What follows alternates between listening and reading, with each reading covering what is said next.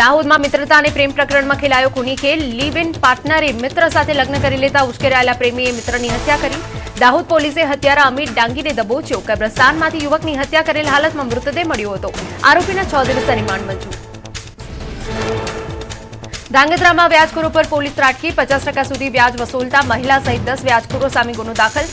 ખાણીપીણીની લારી ચલાવતા અધેરની ફરિયાદ બાદ પોલીસે 7 વ્યાજખોરોની અટકાયત કરી.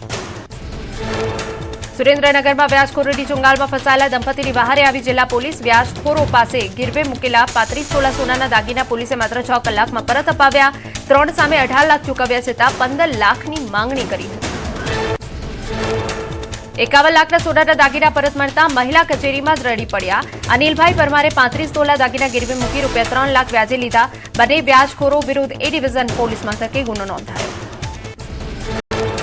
ગાંધીનગરની ચિલોડા પોલીસે હાથ લાગી મોટી સફળતા. ગેરકાયદે હથિયાર હેરાફેરી કરતા 2 શખ્સોને ઝડપી પાડ્યા. ખાનગી ટ્રાવેલ્સ બસમાં સવાર 2 આરોપીઓ પાસેથી હાથ બનાવટી 2 પિસ્તલ, 1 દેશી તમંચો અને 29 જીવતા કારતૂસ મળ્યા.